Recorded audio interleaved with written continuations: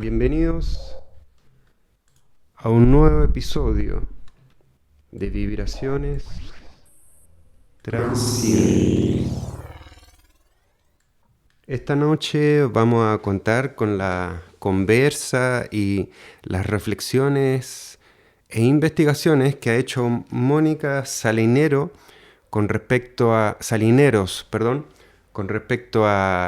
el sonido, el arte sonoro, arte y política y muchas otras interesantes investigaciones. Así que nos vamos a sumergir en aguas de reflexión, de conversación, de intercambio de ideas, pero antes de que eso suceda, vamos a sumergirnos sonoramente en las aguas durante unos 10 a 12 minutos. Así que sean todos muy bienvenidos a este episodio 06 de Vibraciones Transientes.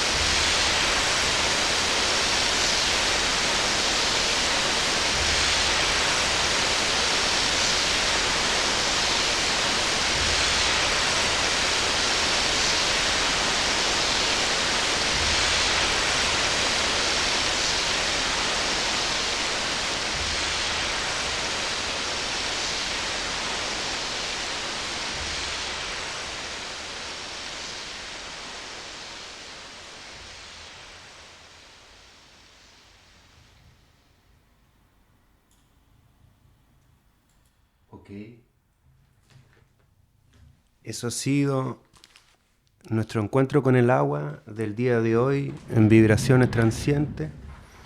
Ahora vamos a saludar a Mónica, que está con nosotros. Hola Mónica, ¿estás por ahí? Hola, hola Cristian, ¿qué tal? Excelente, se te escucha mucho mejor. Ah, sí, Ayudó el audífono. el audífono, sí. ¿Cómo estás? ¿Cómo va? Un poco mojado, pero Un bien. poco mojado, lo escuché, el Em, agüita. Oye, primero que nada, muchas gracias por querer compartir un momento con nosotros, con Vibraciones Transientes, con la gente que nos escucha, los fantasmas del Internet y todos los seres humanos que poco a poco estamos entendiendo la importancia de la escucha en un valor profundo. Escuchar al planeta y su clamor de hasta cuándo seres humanos estúpidos con su extractivismo eh, extincionista. Eso por un lado, como la posibilidad de la escucha, como la salvación espiritual de la humanidad en este siglo de sobreinformación y de una cultura de lo visual que ya está súper saturada por las redes sociales, por la publicidad. Entonces es como una especie de callejón sin salida del que quizás se puede salir escuchando.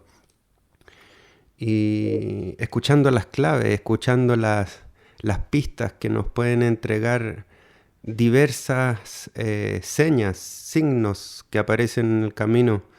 Y en ese escuchar, el arte sonoro se ha instalado como algo relativamente novedoso, porque yo me acuerdo cuando estudié composición no se hablaba mucho o sea, a lo que voy yo. El arte sonoro en tanto disciplina es bastante joven. Entonces, quizás podríamos eh, partir esta conversa que tú nos puedas contar cómo llegaste al arte sonoro en tu experiencia de vida y desde ahí vamos pudiendo articularlo con tus otros quehaceres y tus otras inquietudes. Ya, súper. Bueno, muchas gracias Cristian por la invitación eh, y a todos esos seres que están ahí en el mundo de lo digital, de la intranet, ¿no? Em, Me parece bien interesante, no solo bonito, sino que interesante lo que planteaste respecto al papel de la escucha en un mundo que está saturado de visualidad, pero de todas maneras creo que ahí la reflexión es si no estamos también un poquito saturados de ruidos y sonidos. Mm, Eh, sí comparto contigo que la escucha debería ser lo que nos permita avanzar, ¿no? Espiritualmente, pero también ojalá materialmente salvar a nuestro hogar, que es este planeta, sí. y a todos los seres que compartimos este hogar, ¿no? Que hemos insistido en transformarlos en seres con menos dignidad que la nuestra o en una categoría inferior, y entre nosotros también y entre nosotras. Y nosotros también hemos hecho esas categorías que han significado finalmente que eh, no escuchemos igual Mm, a quien está al frente, y porque supuestamente no lo entendemos, un animal, una planta, un bosque bueno, hasta las personas, ¿no? Ahora, a las mujeres, a los pueblos que son parte central del territorio en el que vivimos, ¿no? Que ojalá que la escucha nos lleve a salvarnos, pero a construir algo eh, no sé si necesariamente tan nuevo, pero bueno, en una escucha también de escuchar el pasado. Puede ser, hay que escuchar la profundidad de la historia también. sí, qué bonito eso. me acuerdo de un texto, ya no me acuerdo dónde lo vi hace poco, sobre la tradición, a propósito de escuchar el pasado, que decía, creo que era Gustav Mahler, el que decía que la tradición no se trata de adorar un, no sé, la ceniza, ¿cierto? Sino de Ujú, mantener vivo el fuego. ujú, Así, antiguamente era justamente alrededor del fuego donde se provocaba una instancia de mucha escucha, donde los viejos sabios de las tribus, viejos y viejas, hablaban, contaban sus historias y los demás escuchaban, y había toda una transmisión oral de la cultura y oral auditiva. sí. Qué bonito eso de escuchar el pasado para encontrar algunas soluciones a este presente tan caótico y saturado. Oye, Sí, Mónica, sí. pero en términos como experienciales tuyos, ¿cómo llegaste al arte sonoro? Cuéntanos un poco más de ti. Bueno, yo soy socióloga, y, pero siempre me interesó el arte en general. Y bueno, estudié en la Universidad de Chile y tuve la oportunidad además de tomar ramos en la Escuela de Arte, etc. Y en eso también, bueno, parte de mi mundo fue vincularme con artistas.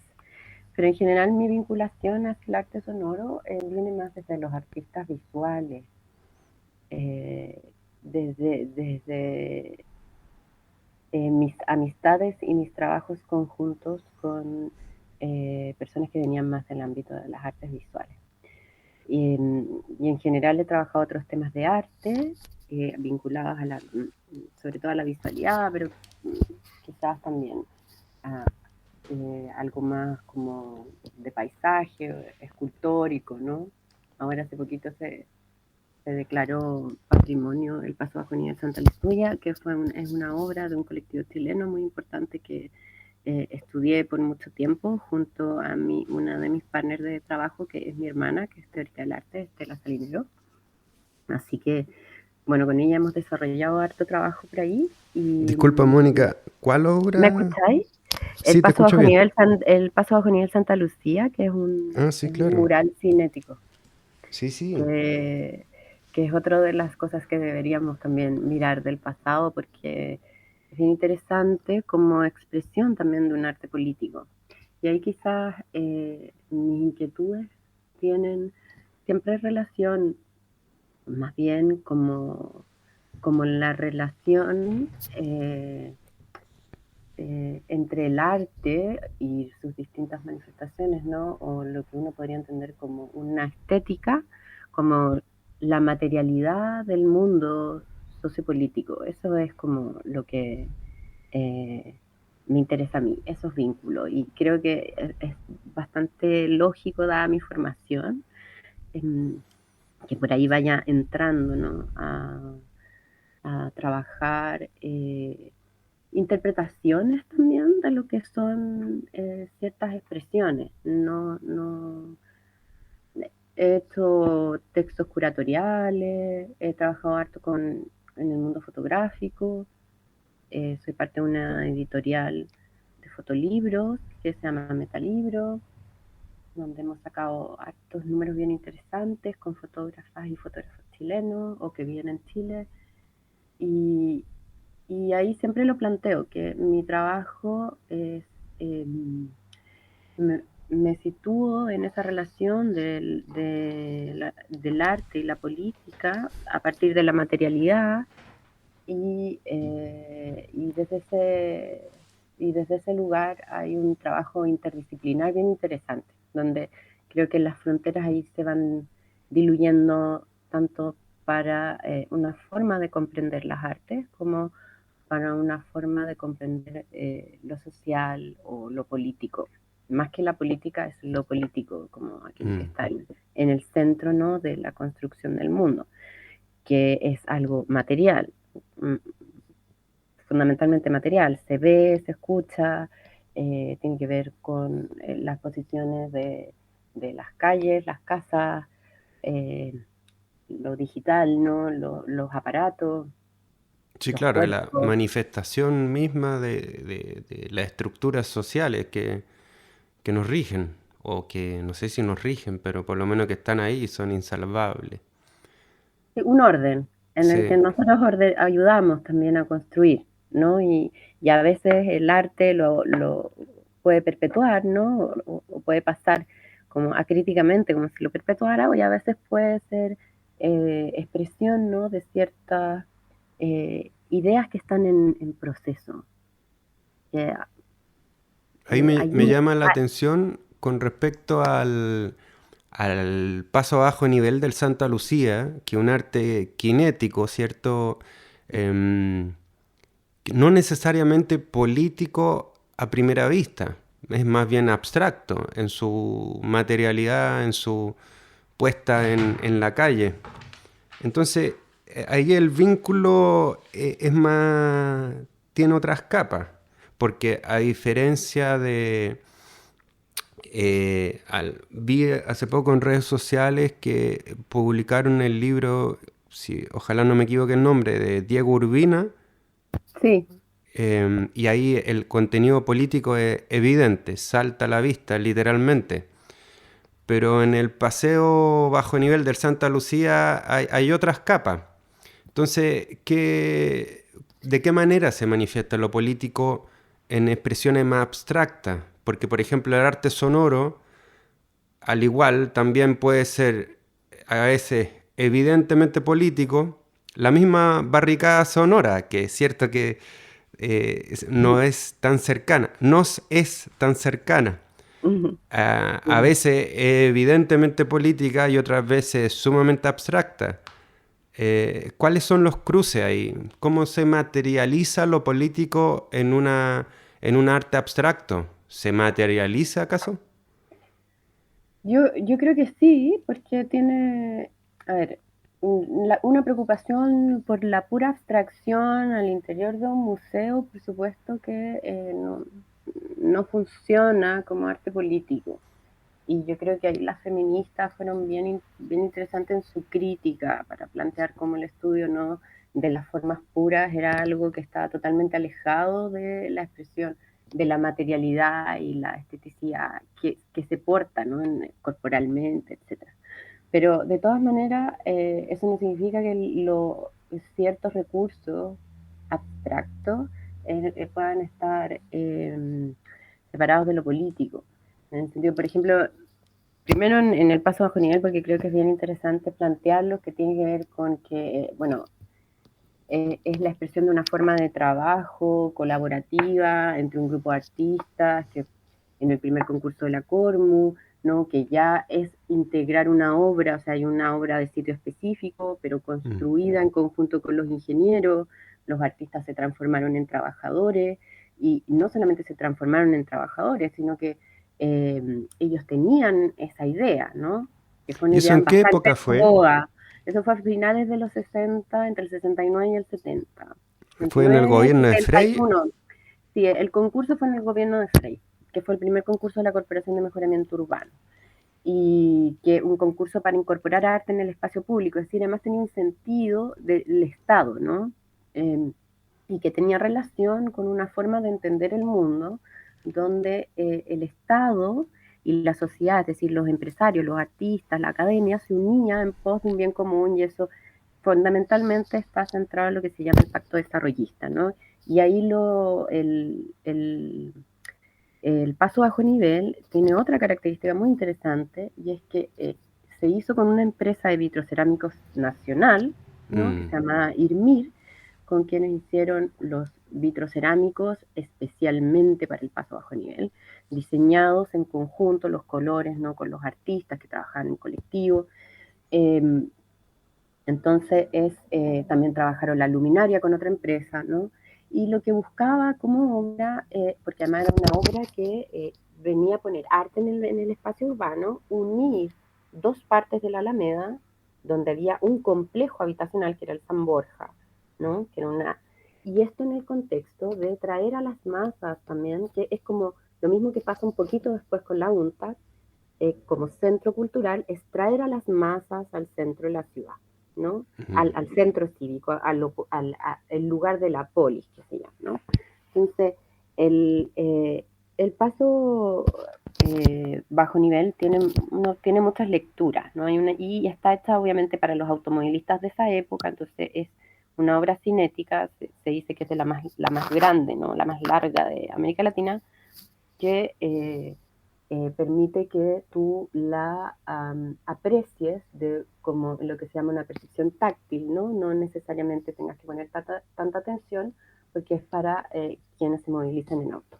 Entonces, tiene un sentido, ¿no? Está trabajada de una manera, de hecho, en su momento no se entendió por qué, ¿no? Porque tenía que estar esa obra ahí, pero se prefería una obra más bien figurativa.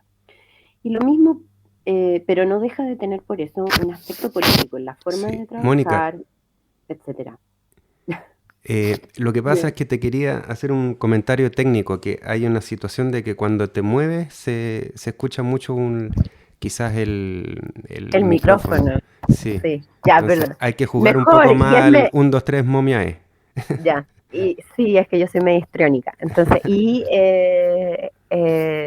ya, y también para cortarlo el paso bajo nivel, entonces nos vamos al arte sonoro y a los demás Pero artes. está muy interesante porque efectivamente es algo súper social, de una política pública que uno ve con nostalgia porque fue capaz de unir el empresariado, el mundo de los trabajadores, de los artistas, incluso en la industria nacional en pos de una obra cívica, digamos. Y que quizás Sí, gracias a su abstracción, por ejemplo, en la dictadura no fue eliminada, abortada. Quizás si hubiera sido algo más figurativo, sí. probablemente hubiera sido censurada, eliminada, borrada por los... Bueno, es un lugar al que le tienen muchas ganas de eliminar hace rato. O sea, hay Mm, gente que quiere darle mayor espacio a la explanada, de la apertura al Cerro Santa Lucía, como si eso fuera a resolver problemas, ¿no? De parques urbanos, de parques, ¿no? En una ciudad totalmente segregada, con muy pocos parques, ¿no? En fin, es muy interesante lo que pasa ahí. Además, las empresas se sentían muy orgullosas de participar. Uno puede revisar las revistas de la época donde se hacían propaganda. Irmir se hacía propaganda como parte de este proyecto. Eh, y qué terrible constatar de alguna manera que todo ese sentir republicano, en el buen sentido republicano, se fue al carajo ya. Es como que está... Uno ve ahora la clase empresarial, o sea, no sé, lo que pasó ahora con Dominga, es como literalmente enemigos del bien común. bueno, sí, es que son modos de entender la relación entre el Estado, los empresarios, las personas, ¿no? De una manera diferente, ¿no? Y yo creo que en ese sentido, el escuchar el pasado sí nos permite construir el presente y hacia adelante. Y yo creo que eso es muy importante y también es algo que yo ocupo mucho en mis investigaciones, es la idea de que es un poco lo que tú planteas de Mahler, pero también es lo que dice un aforismo aymara, que es que tenemos el pasado frente a nosotros y el Mm, futuro a nuestras espaldas. sí. Entonces, y pasando al arte sonoro o a trabajos más actuales, ¿no? Yo, mi interés en el arte sonoro creo que tiene relación con quizás un poco lo mismo que tú planteas desde un principio, y es, ¿qué es el arte sonoro? Entonces yo me, me empecé a encontrar con mucha gente que hace arte sonoro, y cuando yo les decía que es arte sonoro, finalmente me dije, bueno, voy a juntar a todos los que dicen que hacen arte sonoro, son parte de esto, y les voy a preguntar qué hacen, porque de verdad es como extraño, ¿no? Pero eh, lo digo como en chiste, porque lo que saltaba a la vista era que no había una definición sustantiva, y lo que me parecía fabuloso, porque viene a romper un poco la tradición de las artes, ¿no?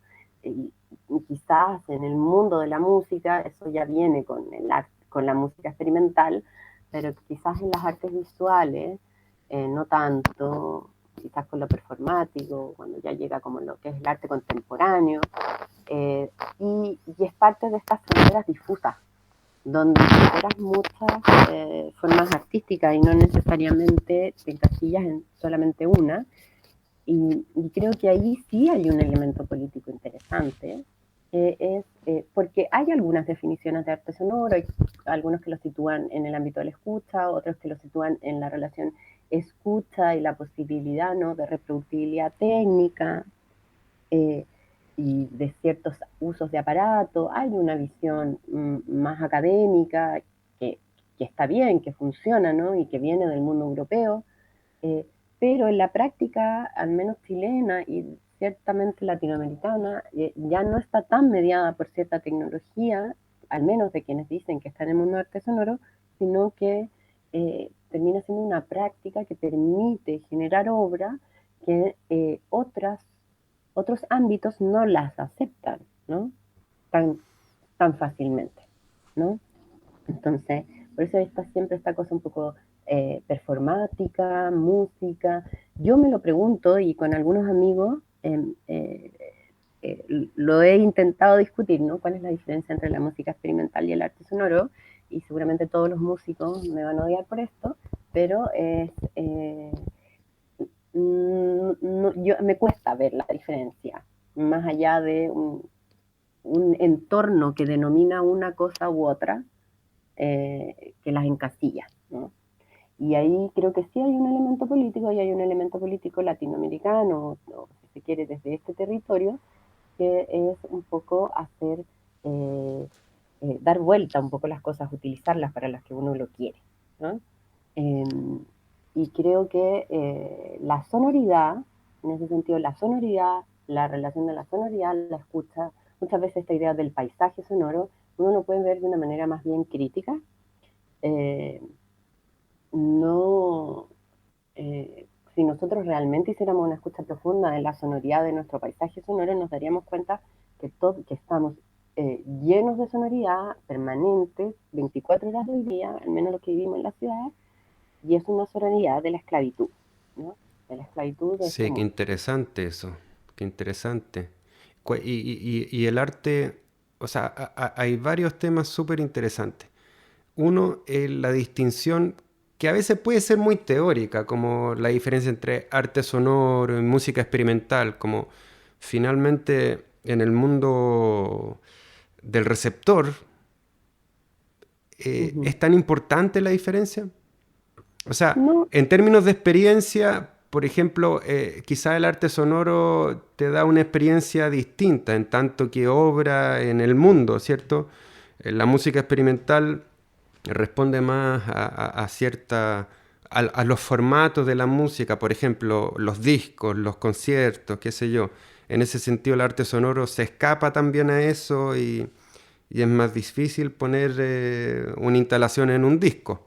pero hay Pero recopilaciones y sí, hay por supuesto. registros y hay, o sea, y ahí es cuando las cosas como que se difuminan un poco, ¿sabes? Como que al final y en general hay mucha música experimental que es ahí, en el estar siendo en el mundo, ¿no? No, no, Sí. no. Es que yo creo que esa, o sea, como invertir mucho tiempo en delimitar eso que por naturaleza quizás es mejor que sea flexible, mejor que sea ambiguo. Sí, Pero lo otro que dijiste me parece muy interesante, como el universo acústico en el que vivimos es un universo de esclavitud y opresión. ¿Y qué podríamos hacer nosotros en tanto que músicos experimentales, artistas sonoros o simplemente gente relacionada en concordancia con la escucha profunda? ¿Cómo poder desde la escucha profunda eh,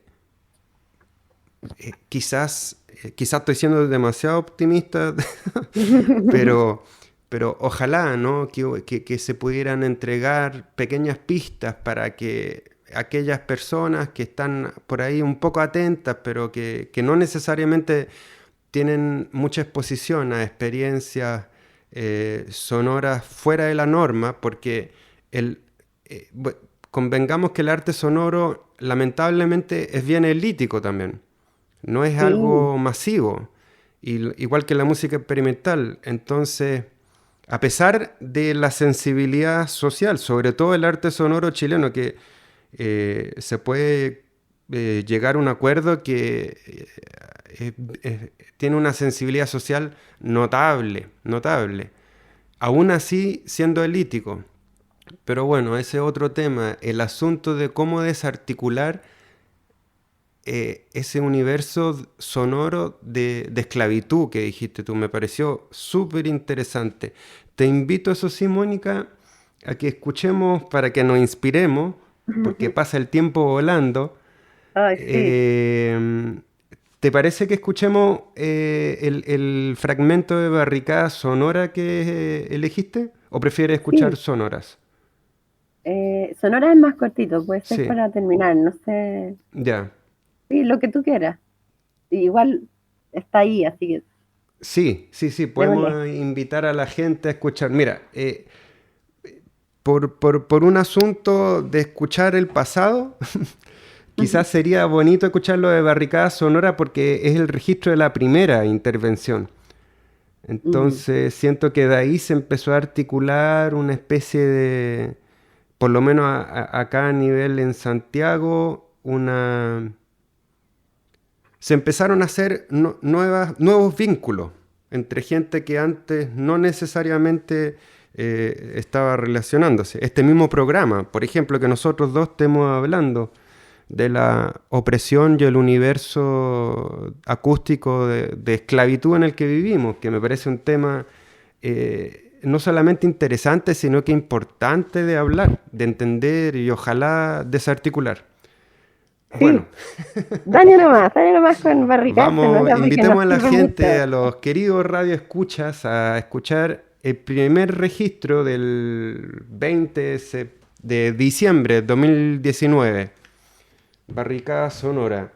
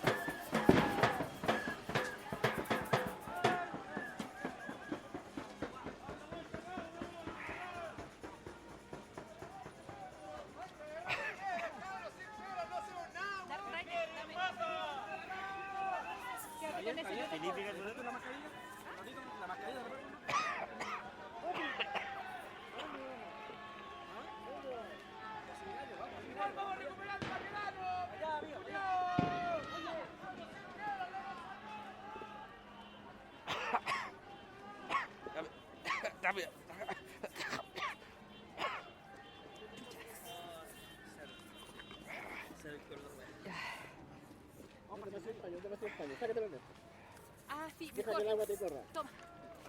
Gracias.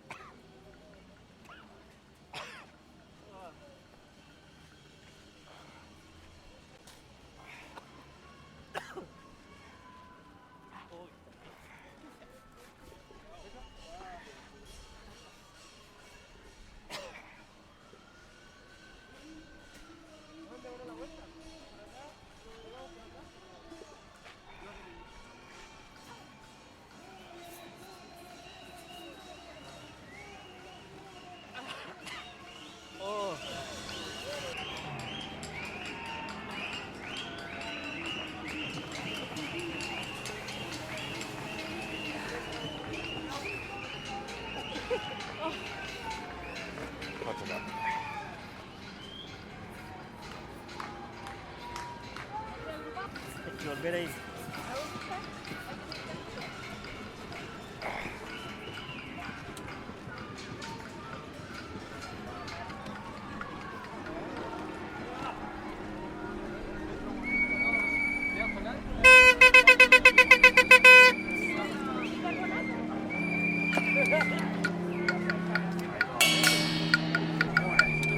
A reagruparse.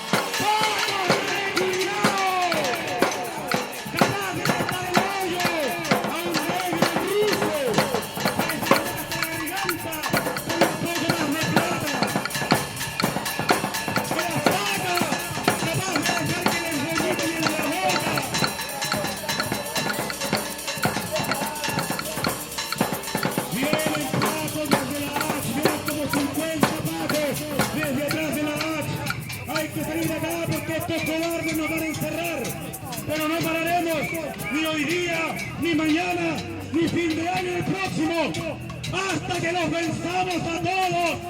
¡Patos Culiao! ¡Patos Culiao!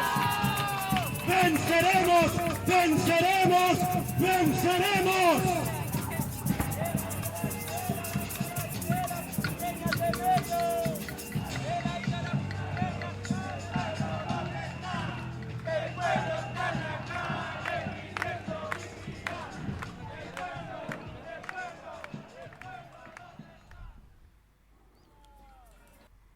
Maravilloso ese pedazo de historia, de arte, de música, de dignidad, esperanza, espíritu humano. Genial el viaje, la música free jazz, y se siente la violencia, se siente las ganas, la resistencia, la rabia. Después que llegan los gases, las toses, el drama, la tragedia, y después esa voz maravillosa, esa arenga combativa. ¡Wow! ¿Estás por ahí, Mónica? Sí, acá estoy. Acá Fantástico. estoy. Que a propósito del tema que quedó resonando como el medio sonoro en el que vivimos, como el sonido de la esclavitud. Y bueno, claramente este espíritu que escuchamos en este primer registro de la barricada sonora, hay un quiebre de las cadenas, hay una esclavitud que se emancipa. Claro. Yo creo que ahí está lo que tú me preguntabas sobre cómo hacer un arte sonoro o algún tipo de expresión, ¿no? Que tenga un carácter político, ¿no? Tiene que intentar, ¿no? Subvertir el orden, irrumpir el orden, no solamente resistir, ¿no? Sino que ahí hay un proceso, es bien interesante porque unido, ¿no? A lo que está pasando, no está descontextualizada, no está nombrada por una institución, ¿no? Es muy espontánea, orgánica, se suma, ¿no? A lo que está pasando para irrumpir en el orden del sonido, ¿no? En el orden del sonido de la esclavitud, como están haciendo o estamos haciendo todos los demás que están ahí en Plaza Dignidad. Y en ese sentido es muy emocionante, es muy político, es muy fuerte porque uno puede ver, uno puede escuchar y eventualmente ver en nuestras mentes, ¿no? Los bandos, ¿no? La idea de que lo político tiene una relación, hay una relación ahí contenciosa, hay una relación ahí de pugna. No es solamente una cuestión de poder, es cómo es el orden, si queremos que el orden permanezca o no. Y en ese momento, ¿no? De la revuelta, que yo soy de la idea de que sigue, tiene mucha importancia esa irrupción porque no busca un futuro específico, sino que es la posibilidad de un tiempo fuera, en el que solo se transforme ese sonido, el sonido de la esclavitud, ¿no? Para empezar a pensar o empezar a dialogar en torno a lo que se quiere. Y ahí es muy interesante porque las distintas expresiones artísticas empiezan a decir o empiezan a expresar lo que no es aún verbalizable, ¿no? Que es que en ese momento al menos, o al principio especialmente del proceso, no era tan verbalizable, de qué era realmente, o sea, nosotros podíamos saber en general lo que estaba pasando, pero hacia dónde iba esto, ¿no? Hacia dónde va. Y bueno, todavía no tenemos mucha claridad, esperemos que vaya hacia algo mejor, pero es muy interesante y es muy potente cómo ese sonido irrumpe y se resiste a acatar la orden del silencio. Claro, la orden de la paz, ¿no? La paz impuesta. La paz de la pacificación de la Araucanía, por ejemplo. Sí, la paz de los enemigos internos, ¿no? Ese silencio tenso. Pero estaba pensando también que con respecto a las armas, entre comillas armas, que puede tener el sonido como energía de emancipación, me pasa también que hay un aspecto que es el trabajo de la sutileza, el trabajo de la precariedad, el trabajo que también está presente. Quizás en el audio que acabamos de escuchar no, es un asunto mucho más combativo, es bulla versus lacrimógena, pero nuestra vida también puebla otros lugares. También estamos en ambientes domésticos, en ambientes de barrio, en ambientes de la plaza, en ambientes con niños, y ahí siento que hay una propuesta del arte sonoro en tanto sensibilidad nueva que también tiene que ver con la sutileza como estrategia para desarticular ese el silencio impuesto decimos silencio del orden cuando llegan los pacos a tirar toda la mierda que tiran. Oh, me van a retar de la radio. Bueno, Las bombas, las cosas, más pero... bien el silenciamiento, no es el silencio No, del pero orden. ese concepto de orden impuesto, de sonido de esclavitud, ¿cierto? Ujú, Entonces, sí, como sumar a la reflexión también de que me parece interesante que el ejercicio político del arte sonoro, por lo menos chileno, latinoamericano, no es que solamente sea una bandera de la sutileza, para nada, pero el trabajo con lo precario, con el circuit bending, con reciclar otras cosas, hacerlas sonar de otras maneras, muchas veces se materializa en un sonido que tiene muchas sutilezas y ahí está su riqueza también. Y creo que a través de ese ejercicio sonoro también se puede articular, despertar una sensibilidad de escucha profunda, ojalá de forma masiva, aunque bueno, yo sé que eso es muy idealista, pero era para traerlo a sí, esta reflexión. me parece súper interesante. Eso tiene que ver un poco, yo lo trabajo en específicamente esta investigación, algo es un poco parecido a lo que tú planteas, Disculpa, eh, Mónica, ¿qué investigación? en la de arte sonoro. Muy Una bien, investigación creo que que hice tiene un como de sitio arte web, sonoro. ¿cierto? Sí, tiene un sitio web que se llama Invitemos a la gente a que se meta, Estudio que Arte, conozca. que se llama estudioartesonoro.net. Perfecto. Y bueno, es una investigación que parte del 2019 con la revuelta, bueno, se extendió más de la cuenta, ahora ya está terminada. Ujú. Tiene dos partes, tiene una parte de red, que son redes sociales, que es estadística fundamentalmente en función de la información que levanté con los artistas sonoros, pero también en información sobre actividades, entonces se crean las redes sonoras del circuito, ¿no? Lo que vendría siendo como el campo del arte sonoro, quiénes son y quiénes están en las zonas más periféricas o quiénes son el centro de ese momento, ¿eh? Eso es muy importante. Eh, y esa es una parte, ¿no? Hay Y otra este parte que trabajo, estudioartesonoro.net, es- ¿se sacó como una foto en un momento dado o va a tener una progresión en el tiempo?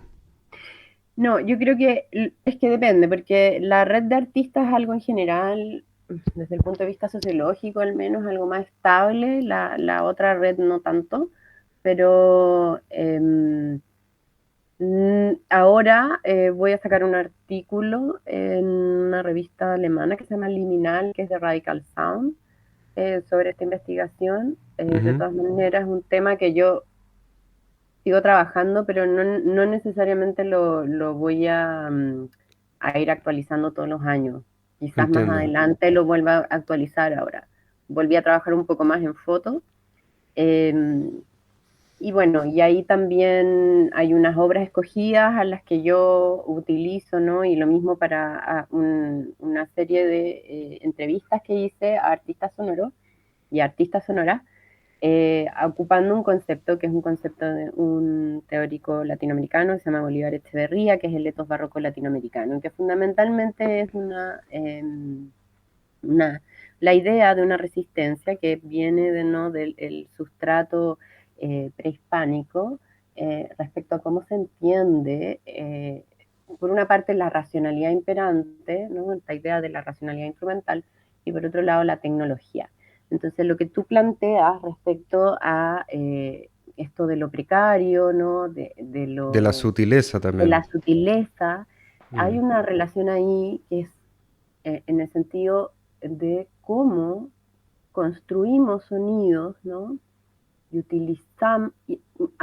construimos sonidos a través de tecnologías de las que nos apropiamos, porque no son nuestras, es una realidad, no son nuestras, son nuestras en la medida que pertenecemos al mundo occidental y a la humanidad, pero no son En que la nuestras. usamos también. Y que la usamos, pero no son nuestras en el sentido de que nosotros somos un mundo periférico donde Sí, no claro. estamos preocupados, digamos, no vamos a discutir aquí por qué, de la producción de tecnología propiamente tal. Pero lo interesante de ese uso y esa apropiación es que es un uso y apropiación desde acá, y es una apropiación de alguna manera forzada. Y esa fuerza, ¿no? Es una resistencia. ¿Por qué es una resistencia? Porque hay algo que tiene el capitalismo occidental y la esclavitud en general, y es que tú no decides cómo haces los sonidos. Tú no decides para qué utilizas las cosas te dicen para qué son, y de hecho te dicen hasta cuándo duran y cuándo las debes botar y cambiar por otra, ¿no? No, y es muy interesante también eso, bueno, pequeño comentario, pero cómo el capitalismo te vende el uso de todas estas tecnologías que te invitan a, entre comillas, ser creativo y expresar tu propio ser, o es como descubre quién eres realmente, o ocupando el último iPhone, no sé. Sí, tal cual. Entonces, bueno, quien lo descubre realmente es el que le da vuelta a tuerca a esa cuestión, ¿no? Como uno diría en el mundo más análogo, y lo utiliza para lo que no tiene que ser. Porque ahí hay una especie de emancipación de la norma, ¿no? Hay una emancipación de esta... hay una... no solamente una resistencia, hay una parte que es de resistencia, por supuesto, pero hay una parte que es de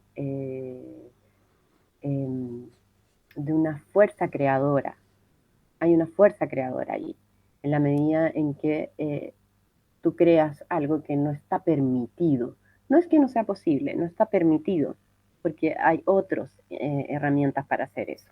Pero como vivimos en un mundo de cierta precariedad, ¿no? Tecnológica. Eso tiene que ver con la cultura del hacker, ¿no? También, de alguna manera, es como darle la vuelta a cómo funcionan ciertas tecnologías para no ser un simple usuario, sino que ser un ente creador también. Sí, del hacker, de esta idea de lo hechizo que dice mucha gente, ¿no? Esta idea del reciclaje. Para mí, todos esos conceptos tienen más bien que ver con la idea de irrumpir este orden establecido y utilizarlo en beneficio de uno, ¿no? Pero en beneficio de uno no en el sentido individual, sino que en el sentido de la creación, ¿no? De esta idea de lo más bien... de que los cuerpos también en eso se emancipan, ¿no? Porque los cuerpos hacen cosas que no están permitidas con tecnología. Y ahí eso tiene es un acto creador, un acto poético, si se quiere, ¿no? Totalmente. Entonces, Mónica, lamentablemente te va a tener que hacer un corte súper abrupto antes de que nos corten, porque la semana pasada nos cortaron. Yo creo que quizás vamos a sacar un vale otro, de alguna manera. Me despido. A todos los queridos Radio Escuchas, que tengan una excelente semana. Nos vemos el próximo miércoles en Vibraciones Transcientes.